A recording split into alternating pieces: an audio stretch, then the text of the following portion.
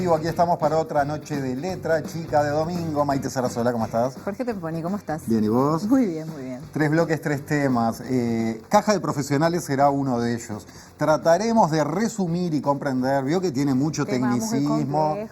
Bueno, sí. Trataremos de poner los puntos centrales sobre la mesa para entender y analizar los problemas actuales de la caja de profesionales, la discusión política y la solución que se propone hasta el momento. Por otro lado, y vamos a arrancar en realidad con este tema, ¿qué planes tiene el INISA para este periodo en relación a los jóvenes que están en conflicto con la ley? Vamos a estar recibiendo al presidente del Instituto, Jaime Saavedra. En el contexto Mayo Memoria, recibiremos al cierre del programa a Daniel Gatti, que es periodista y escritor, y acaba de publicar un libro sobre historias de hijos e hijas de represores y de detenidos desaparecidos. Hablaremos de esas historias y de cómo sigue repercutiendo el terrorismo de Estado de esos años en la sociedad de hoy. El organismo a cargo de los menores infractores ha cambiado muchas veces de nombre, sin por eso dejar de recibir críticas locales e internacionales por los niveles de hacinamiento, horas de encierro o malos tratos. ¿Es entonces la creación del INISA un cambio más allá de la nomenclatura? Según la nueva ley, uno de sus cometidos será promover los vínculos familiares que puedan servir de sostén para el proceso dentro del INISA y también para el egreso posterior.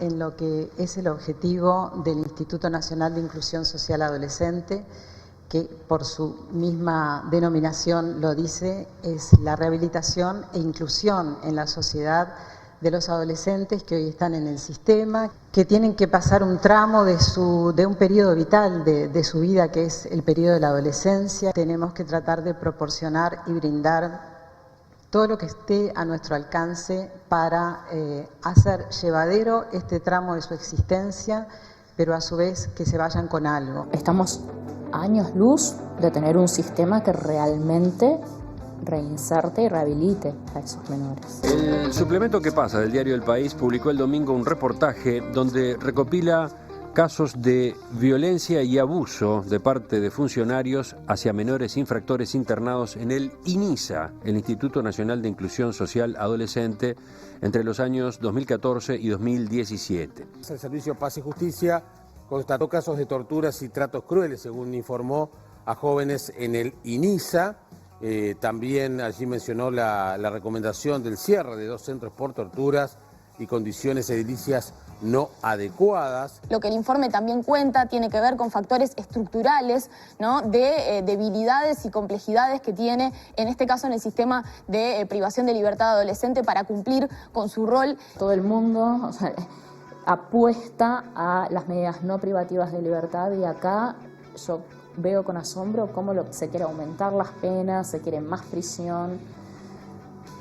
Es preocupante porque parece que vamos al revés del resto del mundo. Si nosotros tenemos que resolver esto, yo no estoy en condiciones ni me interesa ver qué pasó antes, por qué no se pudo. Yo estoy seguro que se puede y lo vamos a hacer entre todos.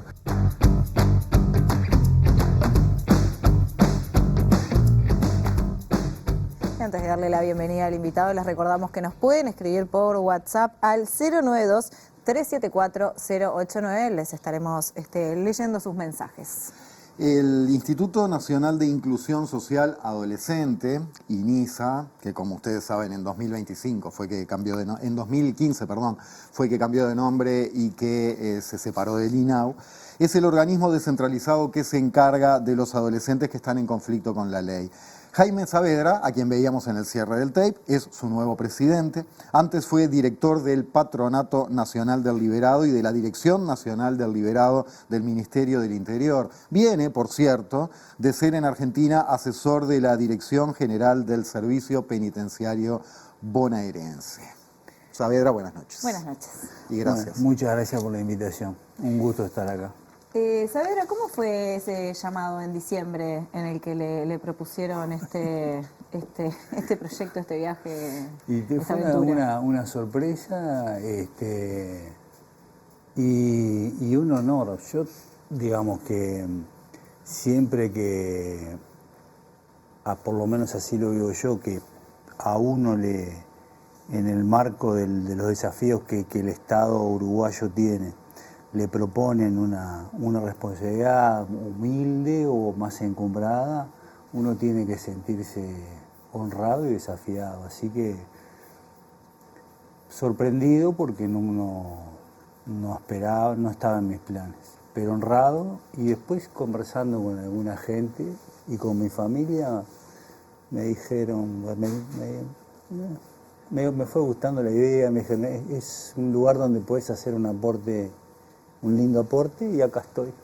Aparte es una responsabilidad que refiere a gurises y gurisas que han atravesado situaciones muy difíciles en su vida y que justamente ahí es un momento clave donde el Estado puede dar una mano, ¿o no? ¿No? Bueno, sí. Así, digamos, mirado el panorama globalmente, 9 de cada 10 son verdaderas almas en pena.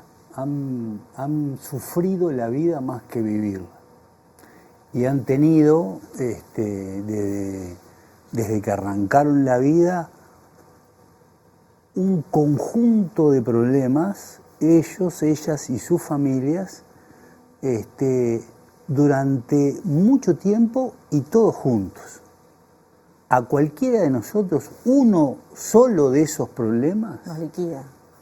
en 5 meses nos deja con las patitas para arriba. Entonces, ahí hay un desafío enorme como comunidad, si queremos tener una comunidad feliz e integrada como yo quiero y como creo que nos merecemos, ¿no? Porque en cualquier caso, la patria tiene que ser para todos, porque si no, ¿de qué tontería se trata la vida? Si cada uno de nosotros no encuentra un lugarcito en el mundo, que tampoco precisamos mucho, ¿no? Y después hay un conjunto de gurises que son un desafío mucho más complejo y que el pronóstico es incierto, y que han hecho mucho daño. Han sido partícipes de hechos extraordinariamente dolorosos que le han arruinado la vida a algunos compatriotas nuestros y a sus familias. Le han arruinado la vida. Es decir, han hecho cosas que si yo las cuento acá terminamos todos llorando. Y sobre ese grupo de gurises hay que tener extrema precaución para que no sigan haciendo el daño que han hecho y para que no se dañen a sí mismos también, ¿no? Ese es un poco, el panorama es así, 90% donde hay que concentrar una batería de esfuerzos y de medidas y de mucho amor y de mucha compasión y de mucha piedad para tratar de ofrecerle la mayor cantidad de bienes posibles, espirituales, afectivos, instrumentales, para que puedan dejar la vida del delito, que es una porquería llena de violencia, y volver a la vida en comunidad, y un 10% que es complicado y que está en un momento complicado, ¿no? Entonces, bueno, ese es un poco el desafío en el que está. Saavedra, recién lo veíamos ahí en el cierre del tape, decir, no sé por qué no se ha podido hasta ahora, pero estoy convencido de que se puede y de que vamos a poder. ¿Cuáles son los lineamientos principales? Recién hablaba del espíritu general, ¿no?, de esta administración con respecto al tema, pero pasando a lineamientos concretos, ¿cuáles serían las herramientas principales, las líneas de trabajo para mejorar en esto que venimos arrastrando dolorosamente? Nosotros ahora vamos a aprovecho para hacer la invitación, el 24 de junio, si Dios quiere, vamos a hacer la presentación pública de las líneas programáticas. Recién la semana pasada se integró el directorio completo, se integró Ángel Facchinetti del Partido Colorado, así que el miércoles vamos a tener nuestra primera sesión como nuevo directorio y estamos muy entusiasmados con esto, y se va a hacer la presentación el 24 de junio. Y ahí son 6 líneas programáticas, no las voy a desarrollar todas, voy a desarrollar las que me parecen más importantes. La primera es que esto es poco conocido, pero es muy importante, es un proceso en el que viene el Uruguay, que a nivel de adolescente se está priorizando más las medidas alternativas que las medidas de privación de libertad. Nosotros tenemos 360 gurises en privación de libertad y tenemos más de 400 en medidas alternativas, con un éxito notorio. Es un proceso además silencioso, fuera de la... silencioso pero consolidado, y que ha reunido el consenso de los partidos políticos, porque han pasado todas las administraciones, y tiene el apoyo de los jueces de ejecución penal, ¿no? Que son jueces de ejecución penal que acompañan mucho a la INISA, que nos orientan, que nos sugieren cosas, y que están acompañando a la Entonces ahí hay que consolidar esa línea de trabajo, porque la privación de libertad es un bichito complicado, siempre lo fue. Desde la primera cárcel hasta el día de hoy, cuando tenemos gente en privación de libertad, las cosas se complican. Entonces, profundizar esta línea esta es una de las primeras cosas que nosotros tenemos que hacer. ¿Cómo lo vamos a hacer? Es tratando de pasar a algunos de los gurises que hoy tenemos en privación de libertad, pero que han hecho un lindo proceso, ellos y sus familias, a una situación de medidas alternativas, y después potenciando las medidas alternativas, fortaleciendo las organizaciones que trabajan y escalándolas a nivel nacional, porque nosotros tenemos las medidas no privativas acá en Montevideo y en Soriano, y tenemos que completar el proceso de separación con el INAU, ir de a poco, ir trabajando en otros territorios para que esta línea de trabajo se prospere y se profundice. En otros territorios, ¿cómo es? ¿No? Y lo atiende el INAU. Lo atiende el INAU. Y entonces ahora hay que armar un cronograma, ahora que está el directorio completo. Estuve en conversaciones el otro día con Claudia Romero, la presidenta del INAU. Seguramente nos encontremos a la brevedad para empezar a trabajar este tema junto con otros que nos conectan. Hay otro tema a mí que me preocupa mucho, que es casi una obsesión, que es el INISA y todas las instituciones que en Uruguay y en la región trabajan con los sectores más vulnerables, con los sectores que más dificultades tienen, son instituciones muchas veces débiles. Y nosotros tenemos que hacer un esfuerzo muy grande por modernizar las instituciones. ¿Débiles en qué sentido? ¿A nivel presupuestal, a nivel de...? Algunos sectores algunas de esas instituciones a nivel presupuestal o a nivel de funcionarios, y algunas otras, como es el caso del INISA, que no tiene ni problemas presupuestales ni problemas de funcionarios, con procedimientos que son muy lentos, son anacrónicos y los podríamos resolver de otro modo. Entonces, esto va a ser una línea programática muy fuerte que ya se está desarrollando, recurriendo a los recursos internos que el INISA tiene y con algunos expertos que nos están ayudando en este sentido, y seguramente vamos a recibir también la colaboración de los organismos internacionales para modernizar esto. Modernizar es bien sencillo, que la plata que tenemos se traduzca efectivamente en mejores condiciones de vida para los gurises que tenemos que atender, las gurisas que tenemos que atender, y para los trabajos y para cuidar a los funcionarios que están trabajando todos los días, haciendo trabajos que son verdaderamente desafiantes. Nosotros no podemos hoy, por ejemplo, tener a funcionarios que trabajen en lugares donde cuando llueve mucho se inundan y están trabajando con botas y con el agua por los tobillos. No tiene razón de ser. No tiene razón de ser. Entonces eso requiere de que los recursos que tenemos se traduzcan en obras, en tiempo y forma, y que esas obras después se cuiden para que los chiquilines estén en condiciones adecuadas y nuestros funcionarios trabajan. Entonces, esa es la consecuencia práctica de la modernización. Si nosotros, no puede ser, por ejemplo, que es otra cosa que pasa en el INISA, que pasa en muchos sectores del Estado uruguayo, de que el INISA no tenga una estructura funcional definida. Si yo hubiera querido, cuando asumí como presidente el 1 de mayo, designar funcionarios de mi confianza, hubiera definido la suerte de 187 encargados. Eso es un disparate.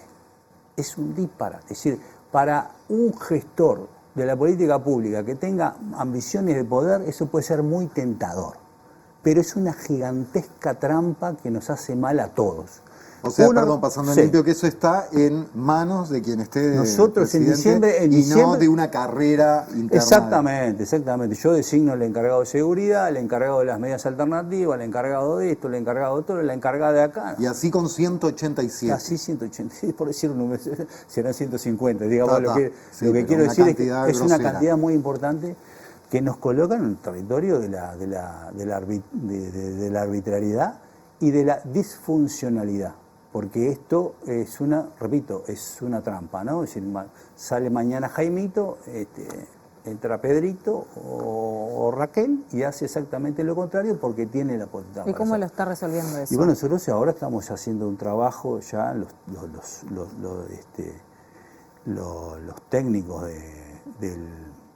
del INISA para presentar una propuesta que después hay que consultarla con Servicio Civil, en fin, hay una cantidad de cuestiones políticas que resolver, pero una propuesta que sin aumentar el presupuesto nos deje en diciembre con una carrera funcional clara. Es decir, acá hay un directorio, un director, una directora, tienen estas funciones y así del primero al último y con claridad de cuánto tienen que ganar y cómo van a hacer para ascender. ¿Cómo van a hacer? Que haya claridad, repito, de qué méritos tengo que tener yo si quiero, como cualquier cristiano, como cualquier cristiana, ascender en mi carrera. Hoy en día en el caso y no del depender INISA, del dedito de... Claro, hay casos del INISA y no solo del INISA. Sí, digo, no solo estamos hablando de Entonces, y esto es muy importante porque, perdona que te interrumpa, porque en definitiva, esto tiene que ver con la responsabilidad del manejo de la confianza y de los esfuerzos que hace el pueblo uruguayo cuando nos coloca en esta situación. Yo tengo la responsabilidad de ser austero, de hacer las cosas bien, de administrar responsablemente los recursos del Estado, que son los recursos tuyos, los míos, los de él, los de todos que estamos acá, que ponemos todos los días la platita a fin de mes para que esto funcione. Entonces yo esto lo tengo que hacer bien, ¿no? Y por lo menos, que es lo que yo estoy diciendo, le digo a todo el mundo que viene a conversar conmigo, es por lo menos que me vean arriba del ring, que me vean dar la pelea. Si yo de repente a diciembre, si yo no llego porque me derrotaron las circunstancias, porque no lo supe hacer, qué sé yo, eso puede pasar cuando uno está en la gestión. Pero la gente me tiene que ver peleando, ¿no? Esto además tiene que ver con estas cosas que yo les digo, es decir,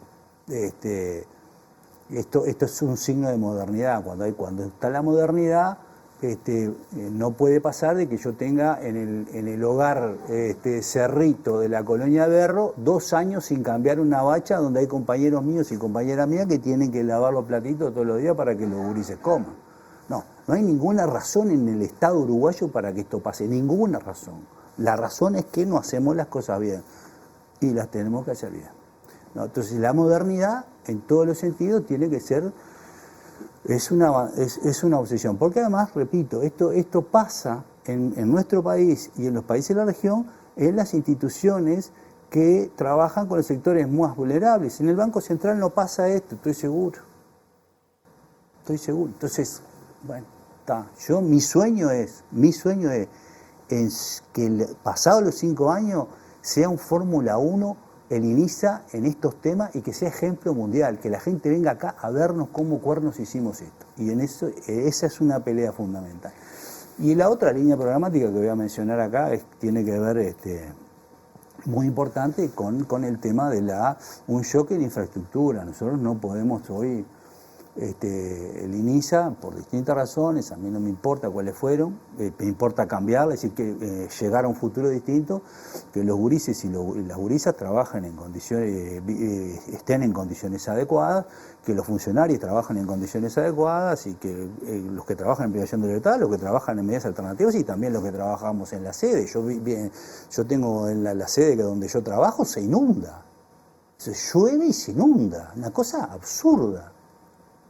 Sí, ¿Y cuáles son los lugares más urgentes? Esto lo tenemos que resolver rápidamente porque además tenemos plata. Es decir, no hay ninguna chance. Es decir, no hay ninguna chance de que ¿Hay un lugar que usted diga que necesitamos empezar ya, por ejemplo? Todos.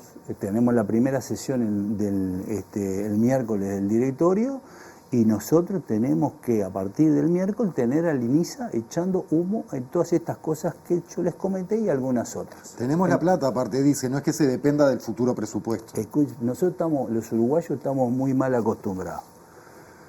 Hay un fondo que es un fideicomiso que se crea en el año 2017 que tuvo una peripecia bastante rara, que es un fondo muy importante de dinero, que es un dinero del INISA que tiene que volver al INISA. Pero si no estuviera ese fondo, que son como de 630 millones de pesos, si yo no lograra que ese fondo volviera al INISA, que es lo que corresponde... ¿Para dónde se fue? Y no se ejecutó por distintas razones y alguna plata está en el INAU y en otros lugares. Es decir, hay hay que ver bien en detalle eso. Pero esa plata tiene que volver al INISA. Pero aun cuando no volviera nada, nosotros tenemos $1,5 millones por año para inversiones. Es una fortuna en Estados Unidos que hace los dólares. Para inversiones en infraestructura o en programas nuevos, lo que quieran invertir. Para inversiones en infraestructura, para mejorar la infraestructura tenemos $1,5 millones por año. Eso es una fortuna. No hemos logrado que esa fortuna se traduzca en estas condiciones que yo intento decir que a las que tenemos que llegar. Sí, tenés rota una bacha 2 años. Sí, o lugares que se inunden. Claro. O lugares que se inunden. Entonces ahí hay una gigantesca... ¿Es un problema de gestión o de burocracia o de todo un poco? Hay un poco de que estamos mal organizados, que no nos hemos entendido. Y yo pienso que hay un poco de cultura institucional, como que asociamos especialmente los lugares de privación de libertad y las condiciones del ejercicio profesional en la privación de libertad con estas condiciones lamentables. Y está mal eso, está mal. Yo no quiero ser, esto lo repito siempre, y además ha sido mi experiencia acá y en Argentina, no quiero tener un 5 estrellas nuevo que a los 10 años esté destruido, como pasa en cárceles de adultos y como ha pasado también en INISA. Gastamos fortuna, millonadas, hacer una cárcel nueva y a los 10 años vos llegás y es una tapera. No quiero eso, tenemos este lugar es decoroso, estamos bien, lo arreglamos, vemos cuánto podemos vivir acá, lo arreglamos rápidamente, lo arreglamos entre todos, además, entre todos, y después lo cuidamos. ¿Qué significa ese entre todos, lo arreglamos entre todos? Que nosotros tenemos funcionarios que trabajan en mantenimiento, de repente tenemos que contratar a alguna empresa o para que nos haga algún trabajo especial en la eléctrica, qué sé yo, y después tenemos un 40% de gurises mayores de 18 años que los tenemos que invitar a laburar. Vos escuchá, yo no te puedo obligar, pero más que estar encerrado, vení a trabajar conmigo. Y por su experiencia usted dice que este tipo de iniciativas e invitaciones es algo que a los gurises les puede interesar, como decir, bueno, voy. 9 de cada 10 se prenden de mes y además cuidan, todo cuida. Y yo te digo, pero eso los gurises nuestros y las gurisas nuestras, y en la vida es así, vos lo tuyo lo cuidás. A ustedes acá esto lo cuidan, o se paran en la mesa a saltar y a zapatear. No, lo arreglamos y lo cuidamos. ¿No? Esto es extraordinariamente importante. Además, esto tiene que ver también con el brutal cambio de cabeza que opera en la familia cuando la familia va de visita a los gurises que están en privación de libertad. Una cosa es que yo te vea encerrado en un lugar sucio, que se inunda, que salgo con toda la angustia del siglo, la rabia, la impotencia. Y otra cosa cuando yo veo que vos estás en un lugar digno, que estás en actividad, que pudiste ir a estudiar, que si tenías la oportunidad de salir a trabajar, saliste a trabajar, que tenés un lugar digno para recibir a tu familia. Pues, todas estas cosas están al alcance de la mano. Porque una cosa muy importante que no hay que dejar de ver. Nosotros tenemos en privación de libertad 360 gurises. Si no podemos con 360 gurises, entonces cerrá y vamos. ¿Cuántas horas al día están encerrados esos 360 gurises? Digo, en una celda o en un lugar. No, nosotros hay eso? situaciones que tenemos que atender. Esto es bien interesante. Gracias por la pregunta. Me interesa especialmente contar algo que yo había dicho que iba a pasar y felizmente empezó a pasar la semana pasada. Nosotros tenemos diversas situaciones, diversos centros tenemos 3 centros donde hay gurises y gurisas en privación de libertad, entonces varía. Y dentro de esos centros hay hogares y hogares, ¿no? Y son diversas las situaciones. Pero lo cierto es que nosotros tenemos que hacer un esfuerzo para que los chiquilines estudien más de lo que están estudiando, eso claramente. Y esto lo ha señalado con total claridad la Institución Nacional de Derechos Humanos y otras organizaciones. Yo veía ahora el informe de Serpag y algunas cosas que decía Tamara y efectivamente hay cosas que no pueden pasar. Y entonces nosotros habíamos dicho y ya lo empezamos a hacer ahora con el directorio completo, felizmente la semana pasada, que nos reunimos con la Institución Nacional de Derechos Humanos, que no va a ser una lista de deberes. Entonces me va a decir, usted Saavedra me arregla acá lo de la letra chica porque lo de la letra chica no puede ser. Y arreglamos la letra chica y al mes siguiente nos encontramos y vamos viendo cómo va evolucionando. O sea, no hay ninguna chance de equivocación, porque no estamos hablando de ecuaciones de 5º grado. Me están diciendo, escuche, están sin water, póngale water. O escuche, están saliendo, van al liceo 2 horas por día, tiene que subir a 4 o a 5, qué sé yo, no sé. Están diciendo cosas así que las tenemos que arreglar y como decía hoy, sí, no podemos arreglarla, por lo menos que nos vean que estamos ahí en la lucha y no que la inercia nos conduce siempre a lugares peores, ¿no? Sí, tenemos que dar la batalla. Y yo creo que no hay cosa que no se pueda solucionar. Y la otra cosa importante también en este sentido es el tema de la violencia institucional, los episodios de agresión a gurises y a gurisas absolutamente ya se terminó. Y si sucede, que sepan que yo creo que no van a suceder, o si sucede va a ser una cosa aislada, si suceden. ¿Cómo se controla eso? ¿Cómo se controla eso? No, esto se controla conversando, educando, hay una cantidad, dando condiciones razonables de trabajo, no estresando innecesariamente a la persona que está trabajando cumpliendo labores a veces muy difíciles, en circunstancias muy difíciles, estando atento a todos los procesos, están recorriendo, conversando con la gente, conversando con los funcionarios, conversando con las funcionarias, yendo a los lugares. Nosotros ahora tenemos, yo ya adelanté el calendario de visitas de acá hasta diciembre, todos saben cuándo va a pasar el presidente a recorrer. Aparte de eso, estoy recibiendo todos los viernes a todos los funcionarios, a todas las funcionarias que quieren hablar conmigo por distintas razones y aparte tenemos un contacto permanente con el sindicato. No hay ninguna chance de que yo no me entere de nada. Si yo no me entero es porque fui omiso o hice las cosas mal, pero están todos los canales de diálogo tendidos y todas las acciones dispuestas como para que nosotros nos enteremos en el momento de aquellas cosas que funcionan muy bien y de las que nosotros funcionemos, de las que funcionan más o menos y de las que funcionan rematadamente mal. No hay ninguna chance. En ese sentido están dadas también las garantías para ciertos mecanismos, porque es brava la denuncia entre compañeros, me refiero a los funcionarios. Y ya entraremos después también en sus condiciones de trabajo, el estrés psicológico y etcétera. Profundizaremos, pues ya lo mencionó.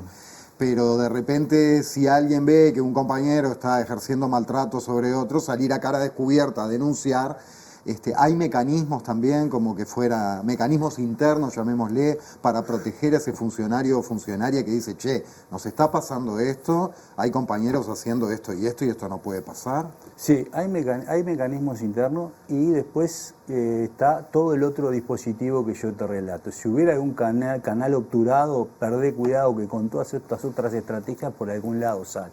Además están los mecanismos que establecen las organizaciones de control por fuera del INISA, ¿no? Tanto a nivel de parlamentario como parlamentarios que reciben visitas y que se les dicen las cosas, o la Institución Nacional de Derechos Humanos que la verdad que está completamente abierta y la gente va y se presenta y ellas enseguida nos informan, mirá que tenemos esta situación, mirá que tenemos El tema es que hasta ahora muchas veces esas instituciones que están observando al INISA han hecho denuncias y después pasa 1 o 2 años, vuelven las denuncias, 1 o 2 años, vuelven las denuncias y uno dice, ¿qué pasa? ¿Qué tenés pasa? que Porque golpear la puerta de Jaimito y decir, Jaimito, váyase porque usted me dijo que esto no iba a pasar y sigue pasando. Y no puede pasar, no puede pasar. Nosotros tenemos que dar un salto de calidad y hay ciertas cosas que las tenemos que sacar de encima de la mesa, tan sencillo como eso. Y si, porque te repito, son cosas evidentes, y yo no tengo ni que explicarle a nadie que a un chiquilín que está bajo nuestra responsabilidad de chiquilina, no se lo puede torturar, no se lo puede humillar, no hay ni que explicarlo, cualquiera lo entiende. Y No, sin entonces, embargo, aunque sea tan evidente, es necesario sentarse a buscar pactos de convivencia con los gurises, con los funcionarios, con todas las partes, o no, sencillamente actuar. No, ahí yo creo que hay un conjunto muy importante de funcionarios. Yo esto lo he dicho muchas veces porque yo me he sorprendido gratamente. Hay funcionarios y funcionarias muy responsables, muy calificados, que quieren mucho al INISA y que tienen mucho sentido de pertenencia. Eso es sumamente esperanzador y es un factor de protección muy importante. Y después ha habido algunas dificultades y esas dificultades han ido disminuyendo, algunas dificultades muy intensas han ido disminuyendo a lo largo del año y nosotros tenemos que profundizar ese camino. Y uno de los de los procesos que a mi juicio le faltaba desatar es esta comunicación frecuente con la Institución Nacional de Derechos Humanos, que ha sido inflexible, y hacer una listita de deberes a cumplir y que esto se monitoree mes a mes. Esto es así. Lo que vos decías del encuentro con los gurises y las gurisas, ni que hablar que hay que hacerlo. Nosotros dentro de poco vamos a estar recibiendo a los delegados de los gurises y las gurisas en el directorio para conversar con ellos. Y ellos se tienen que portar bien. Este es otro mensaje que yo les estoy diciendo. Hay que portarse bien. Si vos te portas bien porque no llegaste acá de casualidad, acá hay una institución que te va a apoyar y te va a ayudar para que salgas adelante. Pero vos tenés que portarte bien. No agredir a los compañeros, ir a estudiar cuando tengas que estudiar, recibir bien a tus viejos y a tu vieja cuando vienen, a tus hermanos, colaborar con los funcionarios, ser respetuoso de la autoridad. Nosotros tenemos un gigantesco problema de respeto a la autoridad. Tenemos que darnos cuenta de eso. Y no, así no funcionan las cosas. En el INISA el presidente soy yo, después hay educadores, hay profesionales y después hay gurises y gurisas que están en cana o sometidos a otras medidas porque hicieron las cosas mal. Entonces, si en el momento de la decisión tiene que decidir el directorio o tiene que decidir el director del hogar o tiene que decidir la directora y los demás tienen que obedecer. Escuchamos a todo el mundo, discutimos y después se hace lo que la autoridad dice. Porque esto, permitime que te diga, porque estamos en el reino del revés. Yo voy a ver el estadio a Peñarol y resulta que hay una ciudad en estado de sitio porque hay 400 nabos que se les ocurre hacer cualquier cosa y el perjudicado soy yo. ¿Dónde estamos? Eso es porque estamos todos los días. Tenemos padres y madres que van a las escuelas a golpear a los maestros. Estamos mal, tenemos un problema, hay que discutirlo. Y entonces discutirlo, ponerlo encima de la mesa y discutirlo cada uno en su lugar. Y yo lo discuto con los chiquilines de este modo. Portate bien porque no estás de casualidad. Vos te portás bien y discutimos todo lo que se te ocurre, ¿no? La primera vez que fui a Colonia Berro, estaban todos 170 gurises, ¿no? Tenemos algunos mayores y algunos menores también, con pareja, y todos querían las conyugales. Fenómeno. ¿Qué? ¿Quieren las conyugales? Está bien, a mí me parece bien, lo discutimos. Pero si vos te portás bien, si vos el día anterior le tiraste agua caliente y quemaste a un compañero, no voy a discutir nada contigo. Pero no porque estés en cana, tampoco lo haría con mis hijos, ¿entendés? Tampoco. Si arreglo esto y lo pinto con lo que pagan los impuestos los uruguayos y pinto esto así precioso como lo tienen ustedes, y después viene uno y me lo rompe todo, No discuto nada. Me quedaba pendiente la segunda patada de la pregunta, que es la de los funcionarios, más allá de arreglar las condiciones edilicias, etcétera. ¿Hay apoyo psicológico suficiente y hay cantidad de funcionarios suficiente para que no se sobreestresen en la labor? Sí. Nosotros tenemos, son 1.600 funcionarios que tiene INISA. Digamos, puede ser que algún día, en algún lugar, me falte un funcionario. ¿No? Puede ser. ¿A quién le gusta trabajar un domingo de noche en un centro de privación de libertad? O un 1 de mayo o un 25. Puede ser que tengamos que ver alguna cosita ahí. O alguna profesión que me esté faltando. Ahora se me ocurre el tema de los electricistas. Digamos, ahí tenemos que inventar algo.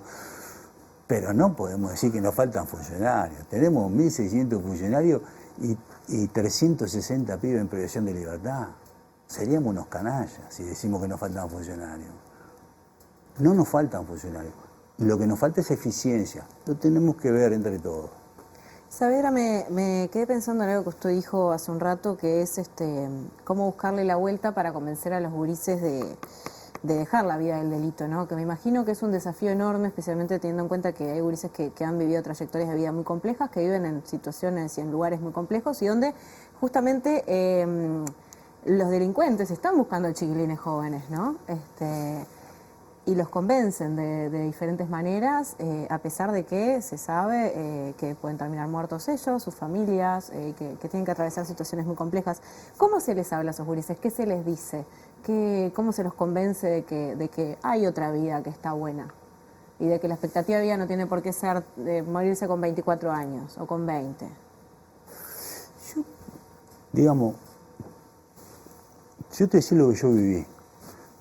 Para mí se convence con una actitud de amor, de piedad y mostrando un camino distinto. No el punitivismo. Sí. Eso. Yo quiero todo el bien posible para vos y me relaciono contigo desde ahí. Te quiero ayudar, acompaño, me preocupo por vos, por la familia, por tus hermanos, por quien siquiera.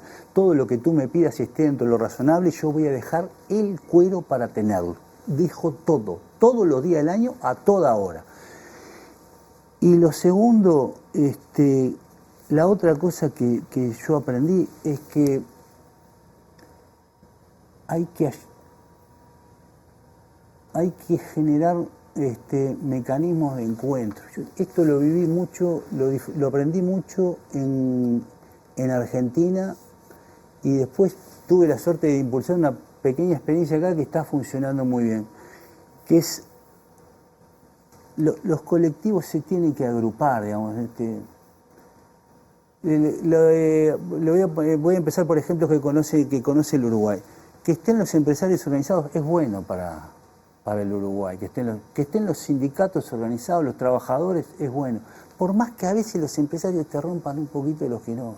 Es mejor que estén organizados que no estén.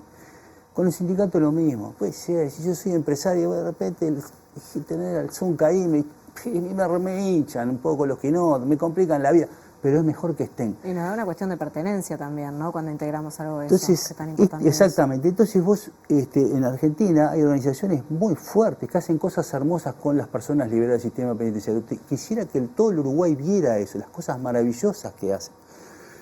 Las familias de las personas privadas de libertad, y nosotros acá junto con Graciela Barrera hicimos el intento, que ahora es exitoso, de empezar a organizar a la familia de las personas privadas de libertad, y se armó Familias Presentes que están haciendo un trabajo, son unas mujeres extraordinarias.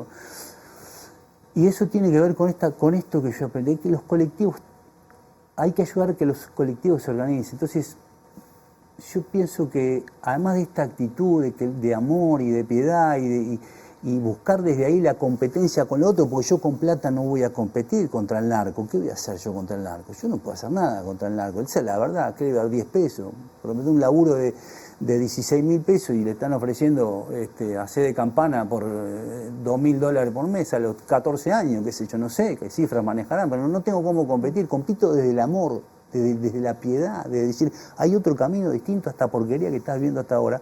Y después que se organicen y compartan, que la gente no no quede solo con su dificultad y con sus angustias. Entonces, colaborar desde la institucionalidad para que los gurises que pasaron por ahí, que salieron y que están haciendo otra historia, construyeron otra historia, que digamos los casos de éxito se encuentren entre sí y empiecen a contener a los otros. Había un bandido de Argentina, Mariano, un tipo bárbaro, increíble, que me decía: Jaime, nosotros precisamos laburo, pero lo segundo que precisamos es sentido de pertenencia, sentirme que pertenezco a algún lado. Y yo dije, es esto que nos pasa a todos, a mí me pasa también. Yo quiero pertenecer, es un drama no pertenecer a ningún lado. ¿Y por qué piensa que determinados sectores del sistema político les cuesta tanto o tienen una visión tan diferente respecto a cómo lidiar con las personas privadas de libertad, con el tema de los delitos? ¿Por qué piensa que se busca aumentar las penas? ¿Por qué tenemos uno de los índices de prisionización más altos del mundo? ¿Por qué se sigue insistiendo en eso cuando personas que saben mucho y que han tenido trayectorias tan importantes como la de usted se dan cuenta que ese no es el camino? Y que, la evidencia uruguaya misma lo dice cuando miramos los índices de reincidencia, las situaciones terribles que se viven adentro de las cárceles. Sí, yo te voy a decir esto. Mi experiencia ha sido, te voy a contar lo del INISA. El 2 de diciembre, 3 de diciembre, 4 de diciembre me llaman para proponerme esto. Yo contesto a los 2 días, ponele, que sí, que me interesa. A partir de ahí, sin que después yo no tuviera más noticias hasta que me llamó el Pacha Sánchez en febrero, creo que fue ahí, porque no tuve más noticias de nada. Me llamaron de sindicatos, de empresarios, de la Cámara de la Construcción, de las religiones, todo el mundo para decirme, contar con nosotros para lo que fuera. Qué bueno. Todo el mundo, todo el mundo. Ahora se integró Ángel de la pero esto ya me había pasado con los liberados también. Entonces, eso es la vida real. Yo separo después lo que pasa en la discusión política. En la discusión política, que tiene otras lógicas, que tiene otros intereses, de los que es un mundo del que yo no participo, ahí lo que yo te digo es esto: yo me ubico, hay que ubicarse en La Palmera, y yo soy un modesto carcelero o de las periferias de la cárcel. Entonces yo trato de administrar responsablemente esto que se me ha dado, que lo hago feliz de la vida. Yo estoy feliz de la vida donde estoy, no, estoy encantado de estar donde estoy, pero estoy en este lugar. Lo otro no es mi mundo. Sí, el mejor aporte al país que puedo hacer es hacer bien esto. Y si a este humilde carcelero le piden opinión, entonces va a dar la opinión que siempre di. No apuestes mucho a la cárcel, porque la cárcel nunca te va a dar. No apuestes mucho a las penas largas, si me piden la opinión. Esa es mi... Pero para mi sorpresa, termino con esto, sin ningún aspaviento, en menores, estamos recorriendo un lindo camino, porque hace años, con todas las administraciones, estamos en más medidas alternativas que privativa de libertad. Así ahí estamos todos. Jaime Saavedra, presidente del INISA, por supuesto que no es un mundo de frutillitas, me refiero al dibujo animado, pero nos plantea un escenario optimista o esperanzador, y estaremos siguiendo el tema porque nos interesa sobremanera, siempre lo hemos hecho, así que nos reencontramos en cualquier momento, y lo mejor para usted, que es lo mejor para la sociedad. Muchas gracias. Muchas gracias a ustedes por la invitación. Bueno, próximo bloque de La Letra Chica, nos metemos con el tema de caja de profesionales, a ver qué está pasando por ahí. Ya venimos, quédense.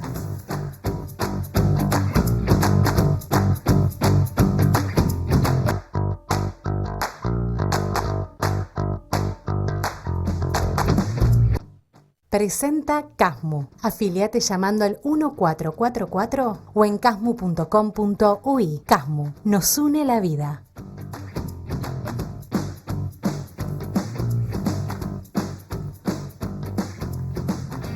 12 minutos faltan para las 9 de la noche. Entramos en este segundo bloque, segundo tema de La Letra Chica, recibiendo a Juan Manuel Rodríguez. Es economista, investigador y docente de la Universidad de la República, también de la Universidad Católica, también asesor de la Asociación de Afiliados de la Caja de Jubilaciones Profesionales. Y a él estamos recibiendo esta noche.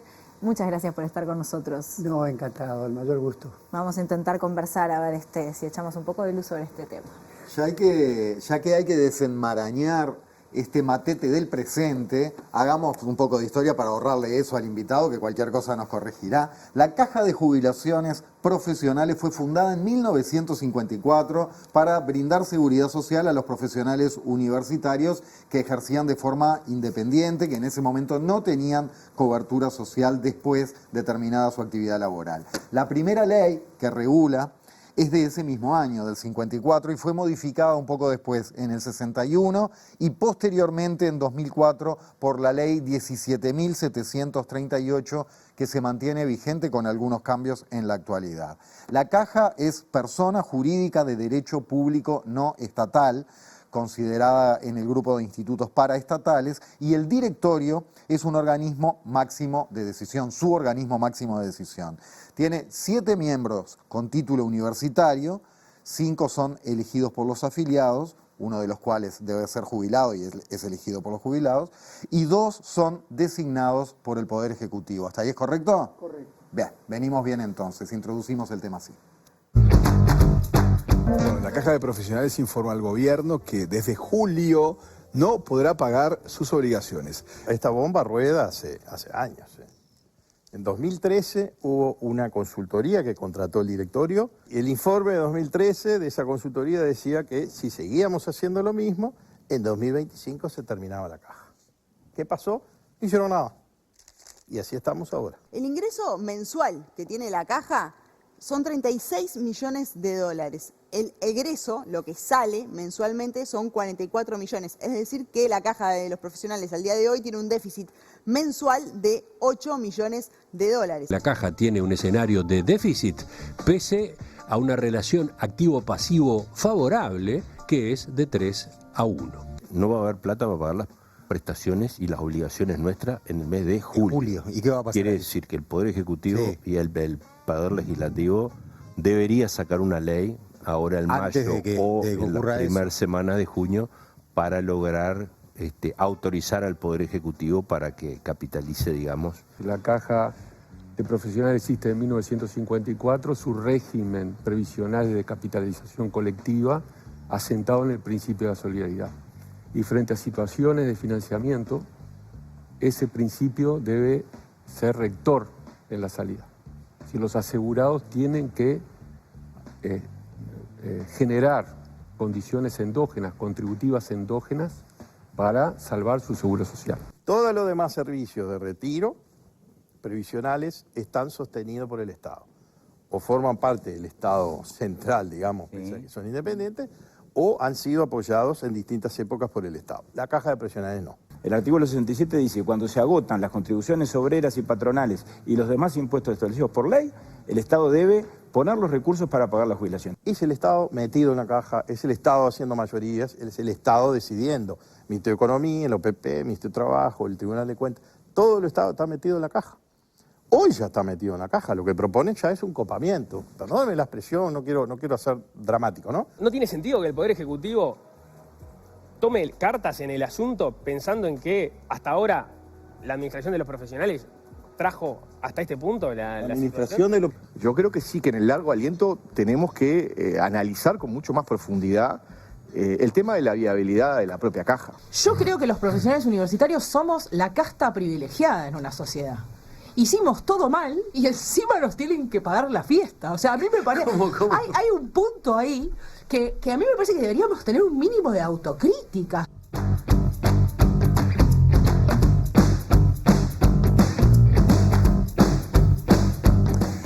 Muy bien, bueno, qué grande Ana Laura Pérez, como Un abrazo para ella.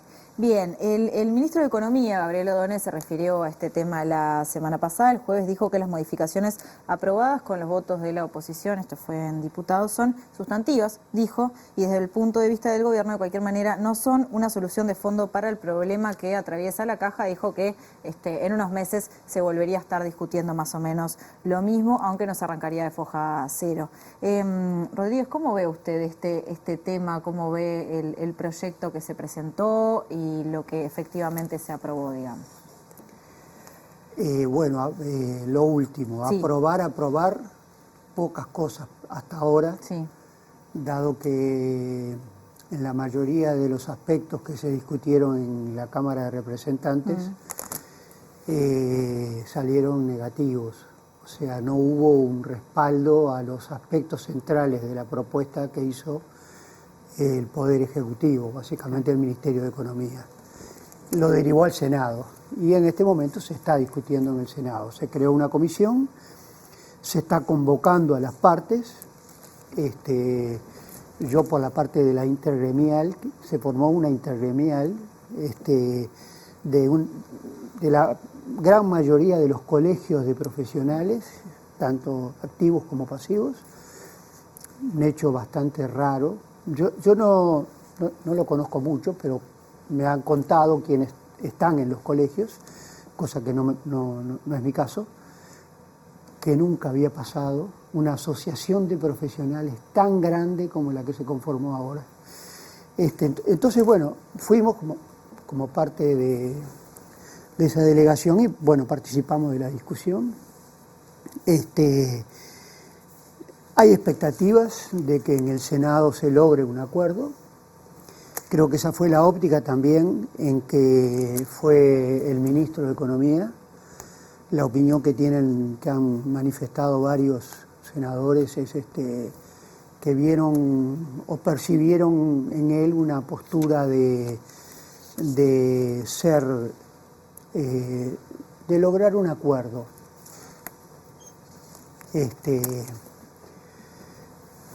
No son estas las primeras reuniones y discusiones que hubo ni con el Ministerio de Economía ni con los parlamentarios.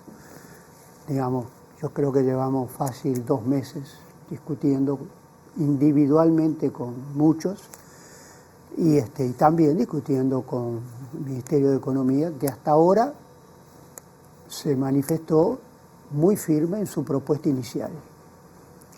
Decía recién Juan Manuel aspectos centrales del proyecto del Ejecutivo rechazados en diputados por la oposición. ¿Es esto como en espejo? ¿Es la contracara de aspectos centrales del proyecto que había presentado el gobierno anterior, que fueron rechazados por el Frente Amplio y Cabildo Abierto? Y si esto fuera así o más o menos así, estamos hablando de una tranca importante, ¿no? Porque si en lo central hay desacuerdo, tal vez los acuerdos que se logren sean menores, pero el meollo de la solución no se logra pactar. ¿Esa es la situación? Y la situación es que no hay acuerdo con la estrategia que propone el Poder Ejecutivo para atender la crisis de la caja. ¿Qué es lo central de esa estrategia? ¿Cómo se definiría? Yo diría que lo central de la estrategia es aumentar en un 22% el aporte de los activos. Ustedes saben que la caja, los afiliados a la caja, que pagan a la caja para lograr luego de 30 años una jubilación, no pagan por sus ingresos, sino que pagan por fictos de 10 categorías. Esto es simplemente para empezar la discusión, porque muchos dirán, ¿y por qué es así? Porque no es una buena solución, y yo creo que es una pésima situación, una pésima solución. El problema es por qué la Caja decidió en el 54 este sistema. Porque no contaba como cuenta el BPS, por ejemplo, de lo que cobra cada trabajador y le descuenta a partir del ingreso que tiene, y luego el sector patronal aporta un porcentaje de ese mismo ingreso a partir de la información de cuánto es su salario. Sin esa información ¿Cómo se puede cobrar? ¿Y hoy podría recabar esa información la caja de profesionales? ¿Tiene las herramientas? Las herramientas no las tiene la caja, ese es el problema. Ajá. En aquel momento se le pidió, y desde aquel momento hasta hoy se le ha pedido varias veces, tanto al BPS como a la DGI, y nunca brindaron la información, diciendo que era secreto tributario y que, bueno, sería violar una norma. La ley dice que en este caso no es secreto tributario, pero la realidad es que la caja eligió esto porque no tuvo alternativa. Será buena o mala, pero no hubo otra alternativa. Lo aclaro porque entre los problemas estructurales que tiene la caja, sería bueno cambiar el sistema de aporte. Sí, claro. Bien. Cosa imposible sin la colaboración de los institutos, o digamos, de los departamentos del Estado, DGI, BPI, que tienen la información de los ingresos, aunque nunca, no es la información de la persona, sino del ingreso en función de tramos, con lo cual no se viola el secreto de cuánto está ganando. Bien, para seguirlo, perdóname en el razonamiento, pero eso es una idea suya y de otros para encontrar solución de fondo. ¿Tá? Pero no es parte del planteo del Ejecutivo de ahora. No, para nada. Por eso, para volver a lo del Ejecutivo y a su planteo central. El Ejecutivo, yo diría que el planteo del Ejecutivo se apoya incluye muchos aspectos, pero dos aspectos son centrales y son los que más se debaten. El primero es el aumento del aporte de los activos y un nuevo impuesto a los pasivos, es decir, a los jubilados, que ya tuvieron un impuesto en el 2008 con el IAS, que luego podemos ver un poco en qué significa. Entonces ese es el primer aspecto, el primer pilar de la estrategia. El segundo pilar es hacer un aporte de rentas generales para colaborar con la caja. En la propuesta original, el aporte del Poder Ejecutivo era el 20% de los nuevos ingresos. Lo que aportaban los pasivos y los activos era prácticamente el otro 80%. Es decir, quienes verdaderamente aportaban a la crisis de la caja eran los activos y los pasivos. Esta es la estrategia que llevó a más debate con la oposición, como que llevó a más rechazo de parte de los colegios de profesionales y de pasivos. Esta estrategia de apoyar, de basar en los impuestos. La pregunta es ¿por qué? Obviamente, si hay mayores impuestos a unos y a otros, va a haber más ingresos. Y los egresos van a ser menores porque las pasividades se van a bajar, más o menos en un 9%. Con lo cual uno puede decir, financieramente, en lo inmediato, va a haber un resultado positivo. El problema es que esta estrategia ya se aplicó con anticipado en el periodo pasado. Entre el 20 y el 25, el aporte de los activos pasó de 16,5 a 18,5, un aumento del 12%. La propuesta actual implicaría un aumento del 22%. ¿Promedio está hablando? No, 12%. Porque si pasa de 18,5 a 22,5, ese aumento de 4 puntos sobre los 18 da 22%. ¿Qué pasó cuando ocurrió esto? Me voy a referir a los activos, después podría ver los pasivos. Lo que pasó fue que de los activos de la caja, los que aportaban, aumentó enormemente una figura que existe en la caja, que es la declaración de no actividad, con la cual un afiliado a la caja, si declara que no tiene actividad, tampoco paga. El aumento para que ustedes tengan una idea de los que no tienen actividad, pasó de 62.700 en el año 21 a 109.000 en el 24. ¿Por qué? Bueno, porque no están dispuestos a pagar más por seguir en la caja. El otro proceso que ocurre es la caja permite a los afiliados bajar de categoría hasta la categoría 2. Esto tiene un enorme costo para los afiliados, porque supongamos que se cambia de categoría cada 3 años. Pero si está en la categoría 4 o la categoría 5 y quiere pasarse para la 2, puede hacerlo. Eso significa que como el salario básico ficto de la categoría 2 es menor, va a pagar menos. ¿De cuánta plata estamos hablando ahí, por ejemplo, se acuerda? ¿Cuánto paga la categoría 2? La categoría 1 creo que son 6.000 y algo de pesos, y la categoría 2 no lo tengo acá, pero será 9, ahí una por cosa ahí para así. tener una idea. Entendámonos, una cifra muy inferior a cualquier pasividad. Sí, sí. Pero si un afiliado toma esa opción, pierde todo lo que pagó hasta llegar a la categoría 4 o 5. Ah, no le promedia. No. Volvió a la 2 y es como que hubiera estado siempre en la 2. Y quedó en la 2. Ajá. Es decir, en lo concreto paga menos, pierde todo lo que pagó, pero para llegar a la categoría 10 tiene que empezar el trámite de vuelta. O sea que tiene que trabajar los 3, si quiere seguir ascendiendo. Seguro. Para jubilarse con una jubilación importante de la categoría 8, 9 o 10, tiene que trabajar. Hay que volver a escalar la montaña, sí. Con lo cual, si más activos se pasan a la categoría 2, la caja pierde ingresos. Pierde ingresos porque hay gente que se borra de la caja, por decirlo, que es la no actividad. La declaración de no actividad. Y si pasa a la categoría 2, paga menos.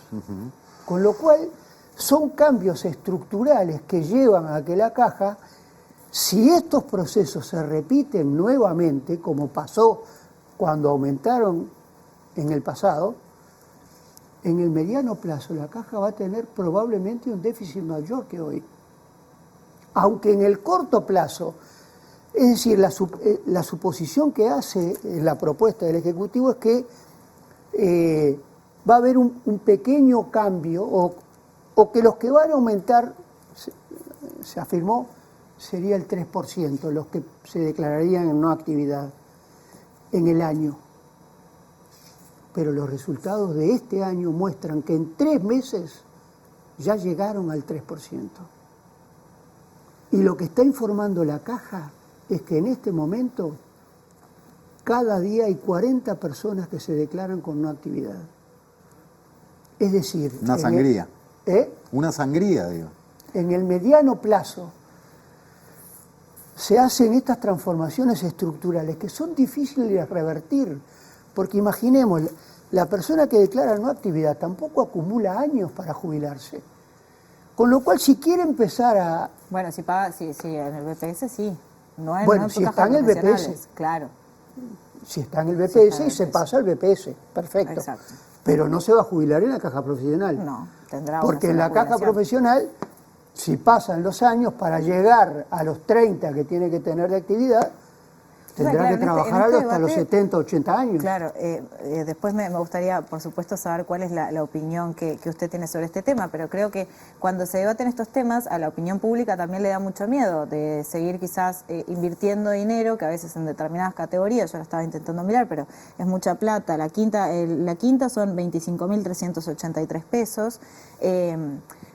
Para algo que está en crisis y que se dice, bueno, no sabemos qué tan sostenibles vamos a hacer, hay una discusión a nivel político, el Poder Ejecutivo está intentando presentar algunas soluciones, pero digo que es muy difícil, si no se los obliga a esos profesionales, es muy difícil que simplemente digan, bueno, la verdad que ahora me genera más simpatía la caja, me voy a declarar en ejercicio, por más de que ya quizás no sé, están en dependencia, ya aportan al BPS, porque quiero, no sé, colaborar.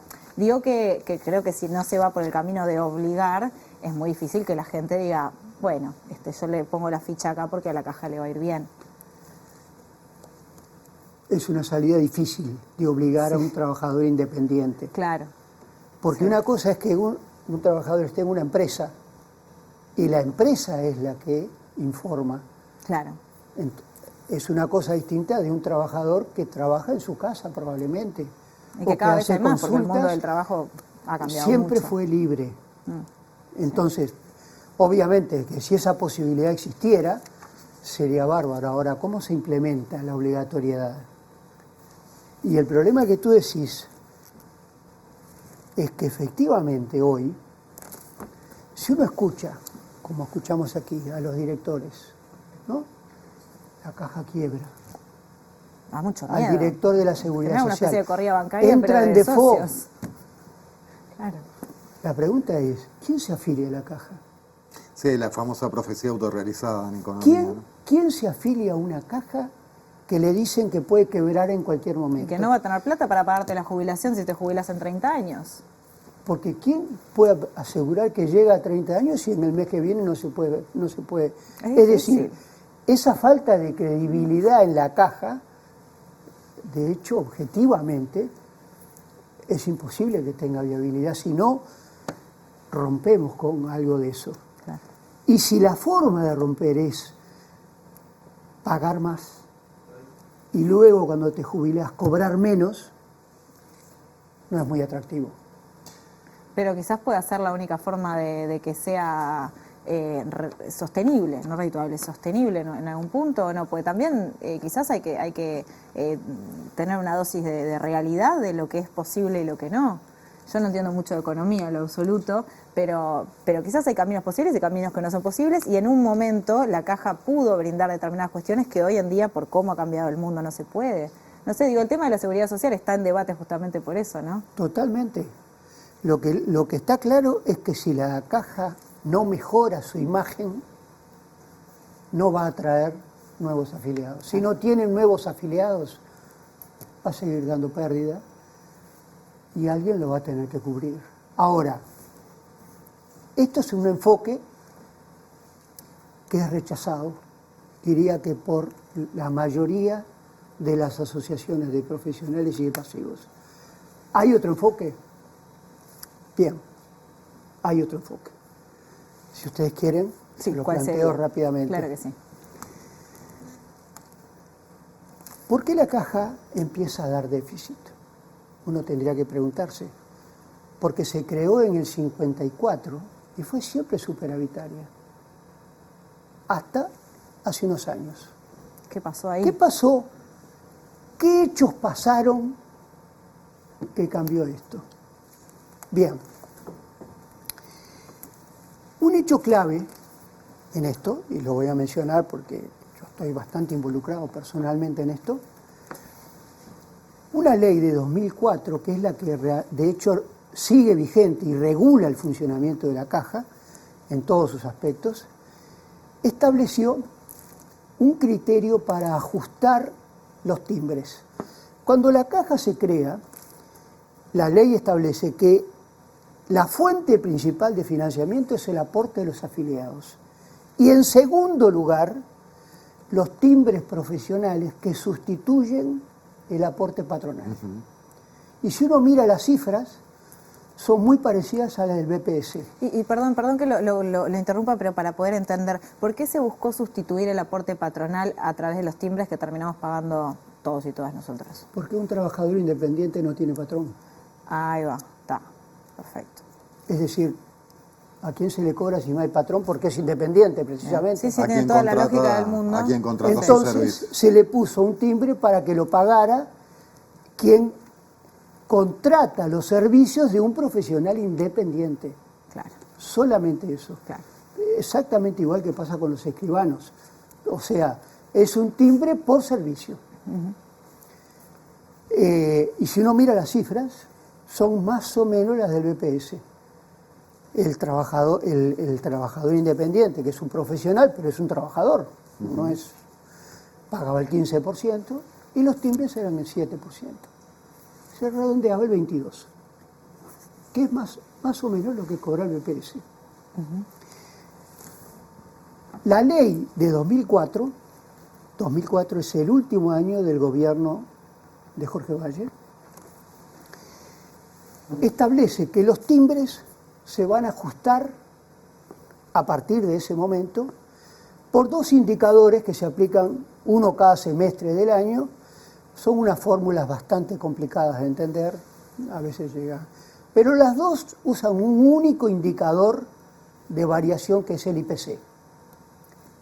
Ninguna de las fórmulas dice IPC. Dice IPC de tal periodo a tal periodo dividido por tanto, es decir, fórmulas. Pero se basan en Pero el IPC. la variable es el IPC. A largo plazo, la variación es parecida al IPC. Entonces, en este año, esto, por otro lado, antes de continuar con lo anterior, la ley, digamos, el plebiscito que hubo en 1989, integró en la Constitución el hecho de que las pasividades se debían ajustar por el índice medio de salarios. Todas las pasividades, no solo las de la caja profesional, todas. Y eso es constitucional, con lo cual las pasividades de la caja profesional se ajustan anualmente por la variación del índice medio de salario que calcula el INE. Que creció mucho más que el Cifra IPC. oficial. Los timbres, establece esa ley, se ajustan por indicadores que se apoyan en el IPC. Si estas dos variables se evolucionaran igual, no habría ningún problema. Ahora, si una crece más que otra, la que está vinculada a los ingresos crece más que los egresos, sería muy rica, porque sus ingresos crecerían más que los egresos, y lo contrario si los egresos suben más que los ingresos. Esto es lo que se llama el descalce. Se utiliza la palabra descalce porque son dos indicadores, uno determina los ingresos y otro los egresos. Siempre se habló del descalce y nunca se había calculado. Este año nos pusimos a calcularlo, año por año. Sobre todo basado en un informe que viene de la caja, que es la que fija el valor de los timbres, con lo cual es la información oficial, es la única que hay, y basados en el índice de salarios y en la información del INE, cómo evolucionaron los timbres y las pasividades, o el índice medio de salarios. La diferencia es el 70%. Es decir, enorme. Los ingresos crecieron 70% menos que los egresos. Si uno lo lleva a números, si los timbres que cobró la caja en el 2024 subieran un 70% y se equilibraran los dos indicadores, ¿cuál sería el resultado financiero? Superavitario. ¿En cuánto? En una cifra muy parecida al déficit. O sea que la solución estaría simplemente con el tema de actualizar los timbres. Es una opción. Ahí tengo entendido que el actual gobierno del Frente Amplio se opuso primero a eso en diputados y después lo llevó, pero cuando se oponía al principio decía que claro, los timbres no son solamente, bueno, quien contrata a un escribano y marchaste, loco, subió el timbre, pagale al timbre al escribano, sino que hay muchos vinculados al sistema de salud y que lo pagan personas de todos los niveles socioeconómicos, y recae mucho también en niveles socioeconómicos medio bajos y bajos. Digamos, los timbres la paga quien contrata a un profesional, si es de la actividad que sea. Sin embargo, yo debo admitir que yo creo que el sistema de timbres evolucionó con el tiempo y fue negociado muchas veces. Entonces, hay muchas actividades que están exoneradas. ¿Por qué se exoneraron? Se exoneraron porque ante una situación X, los empresarios pidieron un respaldo económico y se le exoneró los timbres. Hay ¿Eso decidido por la caja mismo o por el Estado? No, por el Estado. Por el Estado. El Estado decide que no, la caja en esto no tiene competencia de quitarle los timbres a la actividad agropecuaria, aparte de la actividad agropecuaria. o a la importación de tal producto o X. Bien. Al mismo tiempo, en la salud. Hoy en la salud el timbre se cobra por medicamento, pero el timbre fue pensado por una actividad profesional, no por un producto. Pero una ¿Cómo actividad evolucionó de la actividad del profesional médico al medicamento que da el médico? Ahí yo tengo una consulta y por eso le preguntaba el tema de los timbres antes. Entonces me gustaría ver si la podemos aclarar, porque aparte entiendo que las cosas han cambiado. Si yo me atiendo en una mutualista, por ejemplo, ¿por qué tengo que pagar un timbre si yo no contrato por fuera a ese médico? Bueno, habría que preguntárselo a la mutualista. Si el médico que te atiende es un médico dependiente, no debía. Claro, pero digo, en esto que usted dice de los timbres por medicamentos, por ejemplo, me parece que opera la misma lógica. Si usted me dice, bueno, no sé, te atendés por fuera y es un médico independiente, pero si está dentro del sistema de salud, de la mutualista o de lo que sea, no entiendo por qué ahí hay un cobro de un timbre. Eso no. Usted tampoco. No hay razón. Bien. Claro. Por eso digo que el sistema se distorsionó. Claro. Ahora, si uno mira la historia del mutualismo y del sistema de salud, hubo muchas resoluciones que se tomaron para respaldar el hecho de que varias mutualistas quebraron y que otras estaban en una situación deficitaria y pidieron un respaldo. Rodríguez, ¿Es esto uno de los factores que llevó al cambio? Hay mucha historia en todo esto. Pero la ¿no? realidad Sí. es que objetivamente el sistema de timbres se distorsionó del sistema original. Ahora, esto existe hace 70 años y los gobiernos de 70 años para acá, ninguno lo cambió. No lo vamos a cambiar en 2 meses de discusión. Está claro, Rodríguez. Y es lo único que tenemos. Por eso yo digo, lo ideal que sería resolver esta situación urgente con medidas urgentes y de corto plazo Llegar a un debate más y profundo. tomarnos un tiempo para discutir los problemas de fondo. Pero el Poder Ejecutivo ha dicho que hay que discutir todo por una vez. A eso quería ir para cerrar esta charla, porque quienes nosotros profesionalmente y quienes del otro lado han podido seguir con atención las explicaciones, creo que nos ha aclarado mucho el panorama de puntos de vista de uno, de otro, de posibles soluciones, de los problemas que lo originaron, etcétera. Ahora, esto sin acuerdo de base en diputados, se sigue discutiendo en el Parlamento, hay discusión en el Senado. ¿Cuál es su punto de vista o qué vislumbra en el camino de la discusión política para una posible solución? Y con eso cerramos. Yo creo que hay en este momento 3 temas básicos de discusión. El primero es si van a haber impuestos o cargas a activos y pasivos. ¿Y de qué monto? Primer tema de discusión.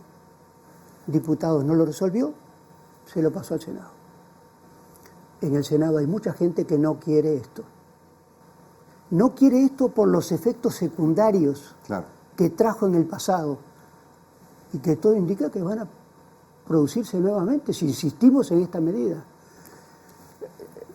Es decir, uno puede decir, bueno, hay que resolver el tema económico. Sí, el tema económico, pero el tema económico tiene a veces causas que no son económicas y que se expresan en lo económico. Entonces, este es el primer tema que está en debate.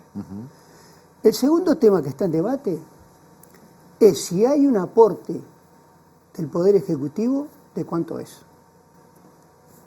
Aquí hay una discusión con el IAS, que bueno, no tenemos tiempo de discutirlo, pero los pasivos de todos los pasivos, también los de la caja profesional, desde el 2008 pagan el IAS para respaldar el déficit del BPS y de hecho reducir la cantidad de rentas generales para equilibrar el BPS, con lo cual indirectamente están aportando a rentas generales.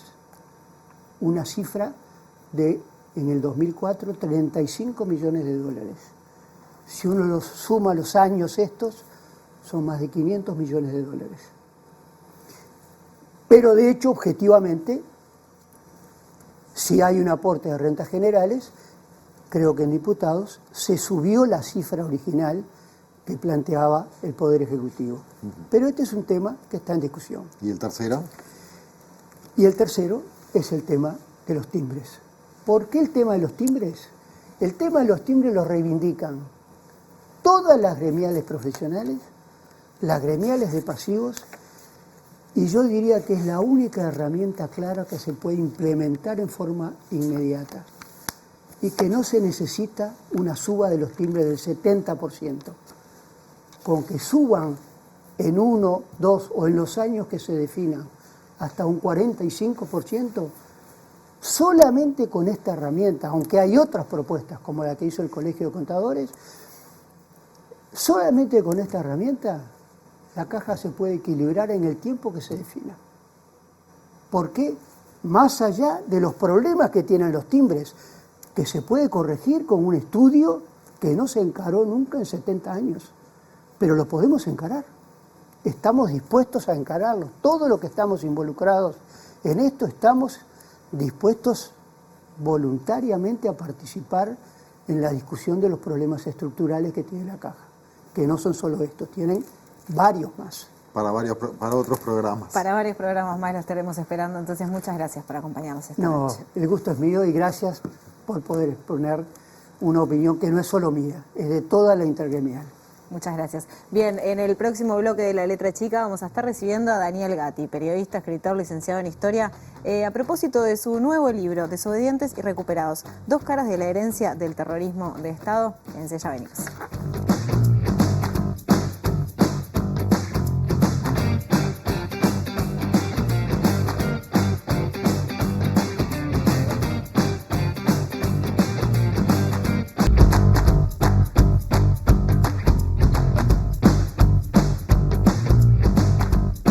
El 25 de mayo de 2017, en un cuarto piso perdido, en uno de los tantos barrios porteños, estábamos comenzando a esbozar los primeros trazos de lo que sería el primer intento del que se tenga memoria de organización colectiva de quienes tenemos un vínculo filiatorio con genocidio. Desobedecemos el mandato familiar de silencio, desobedecemos al padre, desobedecemos las estructuras de poder que nos han fijado las familias. Lo que vemos es que todos veníamos haciendo un recorrido personal, solitario.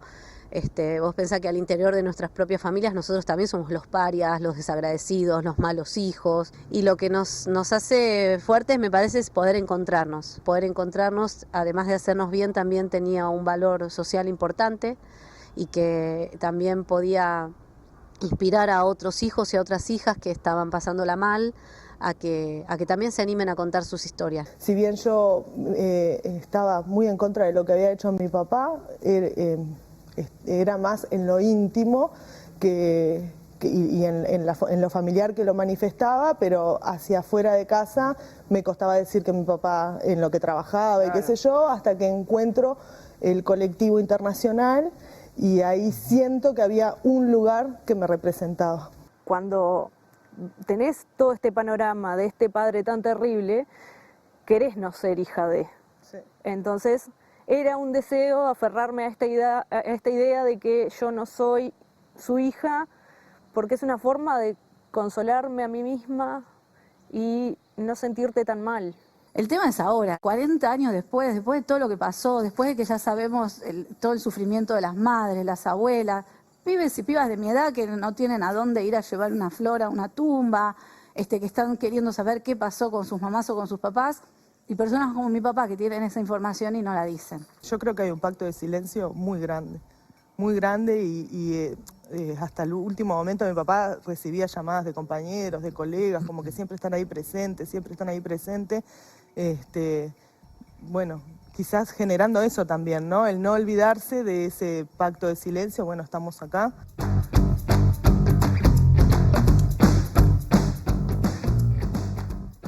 Daniel Gatti es un reconocido periodista, licenciado en Historia, además por la Universidad París 8, Durante 8 años como periodista fue jefe de redacción de Brecha, semanario que integra desde su regreso al país en 1992 y hoy en día ocupa en Brecha el rol de editor de la sección internacional. Además, ha colaborado y colabora con diversas publicaciones nacionales y extranjeras. Fue corresponsal en Francia de la agencia Interpress Service e integra la mesa de edición latinoamericana de la AFP en Uruguay. Es autor, además, de varios libros. A nivel personal, es hijo de desaparecido, de Gerardo Gatti, y hermano de una desaparecida, Adriana. Aunque en 1983 el equipo argentino de antropología forense la identificó tras recuperar los restos que estaban enterrados como NN en el cementerio de la Chacarita. Desobedientes y recuperados, este libro que les muestro acá, 2 caras de la herencia del terrorismo de Estado, salió a la venta el pasado 20, y se presentó oficialmente el jueves de esta semana. Este libro, mediante historias de hijas e hijos de represores y también de una nieta recuperada, propone que nos acerquemos de una manera diferente a lo que fueron los años de dictadura y a los años de terror. Así que te damos las buenas noches, Daniel, gracias por estar. ¿Qué tal? Encantado. ¿Cómo surgió la idea de escribir este libro Desobedientes y Recuperados? Bueno, mira, se fue haciendo por acumulación de investigaciones diversas que fui llevando a cabo en Brecha. O sea, no había una idea de libro en el comienzo. Primero empecé a trabajar con el tema de la nieta recuperada, justamente la nieta 129, le llaman las abuelas del Plaza de Mayo, porque es la 129 persona que ellas identifican de las 500 prácticamente que hay en Argentina apropiados en el momento de su nacimiento. Y después de eso, o sea, casi simultáneamente, también me interesó la historia en Argentina, porque todavía estaba solamente en Argentina, del grupo Historia de Desobedientes, que está formado por parientes, que en su gran mayoría son mujeres, de represores que se dan vuelta, para llamarlo de alguna manera, y repudian a sus padres y públicamente toman partido por denunciarlos. De diferentes maneras, porque, por ejemplo, en muchos casos, o en varios casos, el repudio llega hasta el repudio del apellido, por ejemplo. O sea, hacen juicios de filiación. Hay un par de casos donde hay un par de para casos. Cambiarse. No, esto no claro, me representa. O sea, no me representa. Claro. Otros dicen que no, justamente que los representan, quieren asumir la propia historia y, claro, y reivindicar que ellas son parte del apellido, pero repudian a los padres. Bueno, o sea, en Uruguay esa discusión no se dio, pero bueno,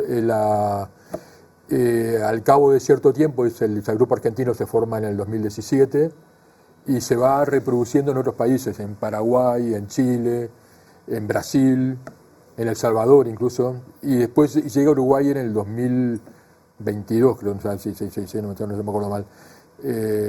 2 hermanas, hijas de un policía, son las primeras en lanzar la apuesta de crear un grupo similar al argentino, y a partir de ahí se van, como por redes sociales y por contactos, se van acercando más gente, y hoy son 13, 14, oscilan, pero es una cantidad respetable para un país como Uruguay, tan chico, ¿no? En Argentina son 100, 200 y pico. Y además teniendo en cuenta que Argentina tuvo un proceso diferente post-dictadura, Claro. Sí, hay como particularidades uruguayas, ¿no? También en el grupo, que acá en todos los casos los padres de ellas, pues la mayoría son ellas, murieron. Entonces, como que a partir de la muerte del padre es que ellas toman simbólicamente también la muerte del padre, toman la iniciativa de salir en sociedad. En Argentina, cuando se forma, la mayoría de los padres estaban vivos, o incluso siguen vivos. Fue un proceso tal vez más dificultoso, pero acá también. O sea, son gestos de mucha valentía, la verdad, que porque no es fácil. Sí, no solo ir contra la familia de uno, sino también contra la mirada del otro. La mirada del otro, la propia historia, incluso hasta les daba vergüenza, porque la mayoría ya estaban relacionados, o sea, bueno, la mayoría no, en varios casos ya estaban relacionados con otro tipo de vínculos. Por ejemplo, una de las hermanas que apareció justamente en la filmación, las hermanas Gutiérrez, era sindicalista, ya tenía una historia formada en otro campo, y le daba vergüenza reconocer ante sus propios compañeros del sindicato que era hija de policía. O sea, que tenía también eso, o sea, toda la historia tiene un montón de dobleces, ¿no? Sí. Y en ese sentido, en estas personas, en estas muchachas y muchachos de las historias de desobediencia, tanto acá como en otros países, bueno, más allá del coraje, del miedo, de la vergüenza, ¿por qué sentís que lo han hecho o por qué te han dicho que lo han hecho? Es, por supuesto, un hecho de valentía, pero ¿será una necesidad también? Que hay un punto en que sí, claro. todo su ser les dice, yo soy esto y tengo que hacer esto y pago las consecuencias que tenga que pagar. Les dice, porque justamente hay no solamente un gesto político, sino también un gesto de salvación personal. Ellas en muchos casos, la historia, o sea, la gran mayoría, ¿no? Son historias de mucha violencia al interior de la propia familia. Y bueno, ellas cuando se liberan la palabra en todos los sentidos. Se liberan ellas al contar su propia historia personal, se liberan políticamente, se liberan para contribuir a la verdad. O sea, muchas de ellas tienen ese deseo, ¿no? de que a partir de que lo que puedan contribuir a recomponer un poco la historia, o sea, no que hayan aportado información concreta porque no la tienen, pero por lo menos dicen, cuentan, lo que sé, por ejemplo, en las hermanas Gutiérrez le escucharon decir a su padre en un cuartel, aquí están enterrados los huesitos, en el batallón 13. Y, o sea, de eso se acuerdan que eran chiquitas y tienen recuerdo vívido, una de ellas sobre todo, cuando el padre le comenta a otro compañero, a otro camarada de armas, por acá están, una cosa así. Bueno, y ahí en el tape veíamos que aportaban también esa cosa de cuanto al pacto del silencio. Claro, decir, claro. mi viejo seguía recibiendo las llamadas como diciendo, che, estamos acá, estamos bien, estamos tranquilos. Exactamente. Bueno, eso lo cuentan. Y después, bueno, la pregunta es por qué se juntan, ¿no?, las historias de unos y otros. Claro, porque yo separo, como en dos capítulos, uno es la historia de desobedientes y el otro es la historia de la familia de la nieta recuperada. ¿Cómo es esa historia? Porque me imagino que ahí también hay muchos matices, ¿no? En lo que refiere a las experiencias de nietos y nietas recuperados y recuperadas, uno ya vivió una vida determinada, ¿no? Claro. Que de repente tenés 40 años y te sacudan y te digan, bueno, mira, hay otras cuestiones. Muchos, obviamente, ya lo dudaban y llevaron su ADN para que sea cotejado. ¿Cómo es ese convivir con esos dos mundos de alguna manera? Hay quienes cortan y hay quienes siguen. Claro. En el caso de esta muchacha, se entera primero que no es hija de los que ellas creían que eran sus padres, que se entera aparte por una discusión familiar, ¿no? hasta claro. Casual, nadie le dice nada y después va atando hilos y sus primos como que la incitan a buscar a ver si no era hija de desaparecidos. Ella va postergando la investigación hasta que un momento se decide.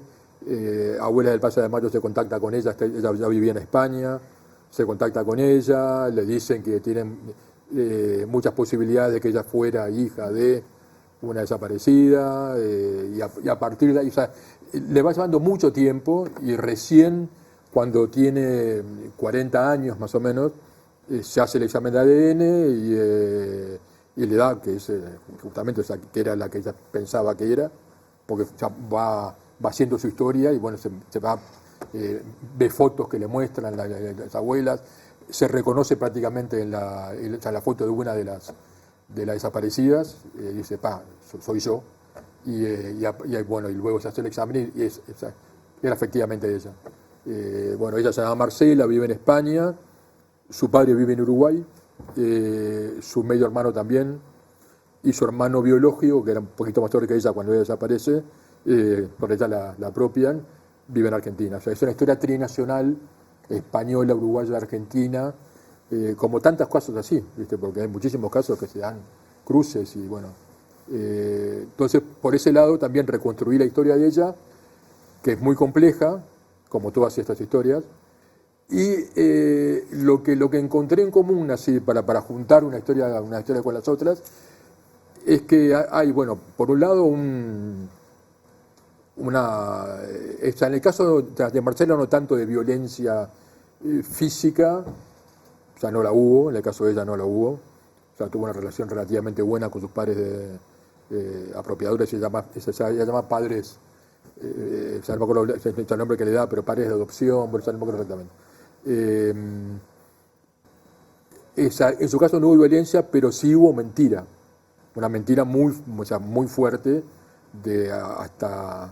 hasta el punto, bueno, que recién se entera, pasado mucho tiempo, que no era quien era, o sea, que la historia era completamente distinta. ¿Y los padres de ella sabían que ella era hija desaparecida? Sí, bueno, sí, claro, porque, bueno, por más que ella no la admite tanto, pero uno empieza a atar cabos, evidentemente hay un médico vinculado a la represión que fragua su partida de nacimiento, los vínculos familiares de sus padres eran con gente vinculada a la represión en Argentina, claro. O sea, hay toda una serie, si uno va componiendo la historia, desemboca en eso. A ella le cuesta todavía, le cuesta admitir la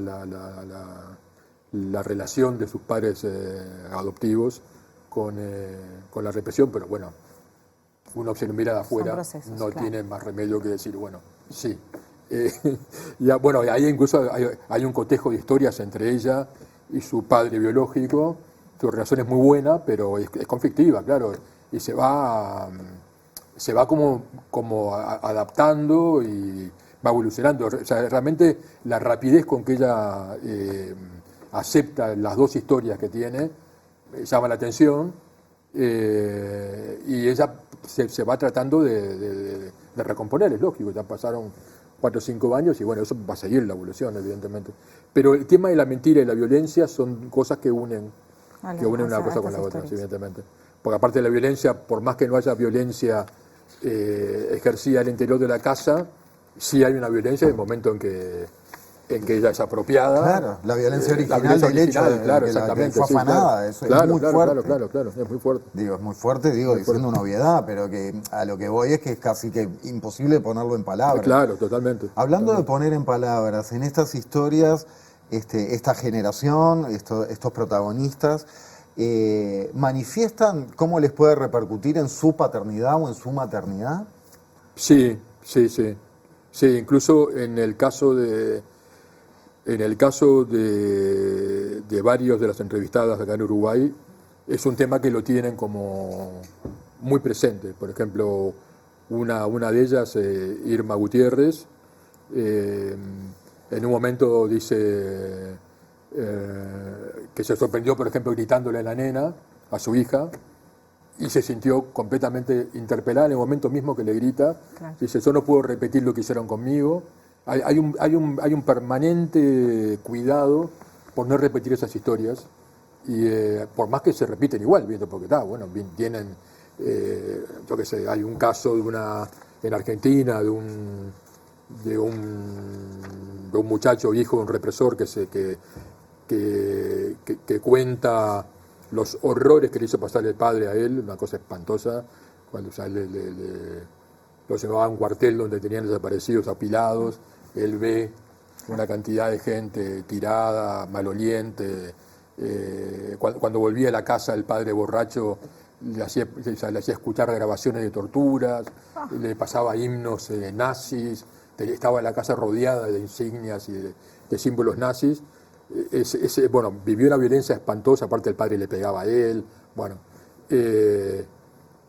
Y él no puede evitar en algún momento también reproducir esa violencia. Son casos muy dramáticos, ¿no? Y Daniel, en base a todas estas conversaciones que tú tuviste, a toda esta investigación que hiciste, ¿pensás que el hablar, el sacar para afuera, tiene también una cuestión sanadora? Porque me imagino que para estas personas, estas hijas, hijos, nietos a veces, sobrinos, también hay un peso muy, muy difícil de cargar con este dolor, con ese terror que cometió alguien que no fuiste vos, pero que está en tu familia, y que capaz que el secreto sigue, es algo que se sabe, pero no se conversa los domingos con los ravioles. Sí. Entonces, ¿qué tanta importancia tiene, más allá de lo que siempre se dice, ¿no? Bueno, basta de silencio, hablemos, también para esas personas, para su orden interno y para su estructura familiar y su vida? Lo dicen explícitamente ellos, que ellos encuentran una especie de sanación personal, en haber, por ejemplo, en el caso de la gente de Historia de Desobedientes, dicen que el grupo fue como terapéutico. Sí, claro, fue terapéutico. Y en el caso de varias de las mujeres, primero se vinculan con grupos feministas, y también es otra terapia que hacen al relatar la violencia física que sufrieron. Claro, vos lo decías, no en todos los casos hubo violencia física, pero en muchísimos hubo o física o si no, psicológica igual. Sí, claro, Obviamente, yo creo que cualquier persona que es capaz de torturar a otra no es que va a volver a su casa y va a ser el padre más maravilloso del mundo. No, claro. También hay figuras de madres muy complicadas, ¿no? Claro. Bueno, en el caso de varios de ellos, la violencia que sufrieron fue tan grande que se plantearon si no eran hijos desaparecidos. O sea, porque dudaron, ¿por qué me violentan? Claro, ¿por qué me violentan tanto? ¿Por qué me pegan? ¿Por qué me castigan? Hay un caso de unas hermanas Gutiérrez, en el momento se planteó, pero yo no tengo fotos de cuando era chiquita, o sea, o teníamos pocas. La madre les pegaba a ella y a la hermana, el padre hacía como que no intervenía, también les pegaba, y esa violencia llegó a un nivel que se hizo plantear, no seré yo también hija desaparecida. Al final no lo eran, pero la duda estaba. Otra de las integrantes del grupo acá en Uruguay llega en un momento a recorrer la marcha de los 20 de mayo buscando entre las fotos a ver si había algún parecido con ella. Y después se da cuenta que no, pero también tenía la duda, tampoco es hija desaparecida, pero tampoco sabe muy bien ella cómo llegó a la casa donde la cogieron como hija, después se entera también que era adoptada. Hay un montón de dudas que hacen justamente a esto que yo, en un momento incluso el libro se iba a llamar Itinerarios del Daño, porque era lo que quería relatar era justamente cómo